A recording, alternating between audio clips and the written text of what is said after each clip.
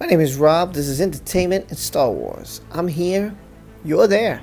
We're going to talk about President Trump and the coronavirus. Now, there's a couple of things we've learned. President Trump and the First Lady contracted the coronavirus. Now, I've been over this. There's a video. If you missed it, check it out. I'm going to start to do more.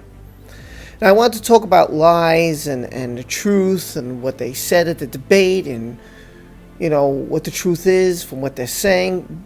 So we're going to start with the coronavirus, but first let's get into this because a lot has happened in the last couple days. Besides him and his wife contracting it, Trump said, I'm going to be back and I'm going to be okay. Well, I would hope so. I wouldn't hope for anything bad on anybody. So we lost 200,000 people. So I can only hope that he's going to be okay. So we're going to read an article from Vanity Fair because this is a little bit more serious. Now, I just want to tell you the following people have tested negative, which is Vice President Biden, Joe Biden, Mike Pence, and Donald Trump Jr.'s son. Now, there are people in his cabinet who have tested positive. Now, the former governor of New Jersey, Chris Christie, has tested positive for coronavirus. Now we're going to go over some other of his members who have tested positive for the virus. The White House advisor, Hope Hicks, has tested positive for COVID-19. Bill Steppen. Bill Steppen is Trump's campaign manager. He's 42 years old. He has tested positive for the coronavirus.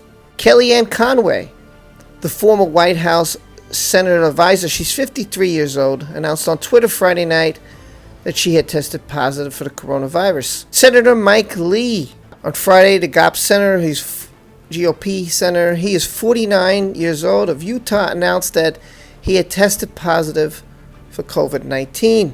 Senator Thom Tillis, he's from the senator of North Carolina, announced Friday night that he had been tested for COVID-19. Senator Ron Johnson, the senator of Wisconsin, he's 65 years old. Oof, boy. And he tested positive, saying this on Friday night. Ronna McDaniel, this is the Republican National Committee chair, said after a member of her family tested positive. She's 47 years old. She got confirmation that she too had been tested positive. And that was on Wednesday. Who's negative? Well, we did say Joe Biden, Vice President Mike Pence, Senator Kamala Harris, Tom Perez, who's a Democratic National Committee chair, Rudy Giuliani, who's 76 years old, the former mayor of New York City, said he tested negative. Let's get into the article now, shall we? This is spiraling out of control. Allies panic about Trump's hospital stay as White House deflects. Dr. Sean Connolly told reporters that Trump was diagnosed with COVID-19 on Wednesday, a day earlier than Trump had previously disclosed. The new timeline meant that Trump would have been contagious when he debated Joe Biden on Tuesday and attended a fundraiser on Thursday at his golf club. Trump had a desire to conceal the seriousness of his illness from the public.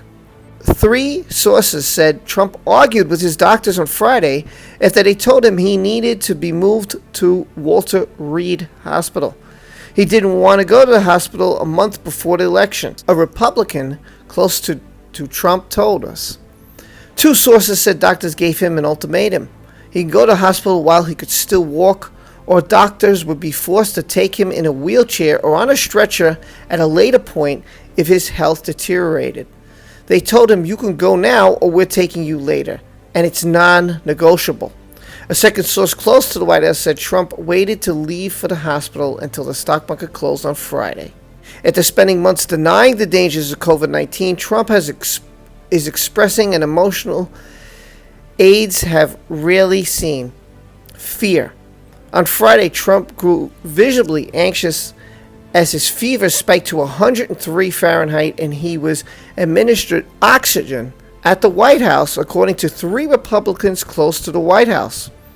2 sources told Trump experienced heart palpitations on Friday night, possible side effects of an experimental antibody treatment he received. Trump has wondered aloud if he could defeat the disease. Am I going out? One of Trump's aides, he wanted to refer to his friend, New York real estate developer Stan Chara, who died of COVID in April. On Saturday, two sources said Trump was feeling better. The next few days will be critical to determine the virus's outcome. If he's out of the hospital by Tuesday, he's gone through the worst of it. But if he's still there after Tuesday, the worst is yet to come. So there you have it. Donald Trump, the people who have COVID, some who don't, thank God. And this is more serious. He was on oxygen. This is a man who said in January, by the way, that there wasn't a pandemic. And then said in April that the heat would kill it.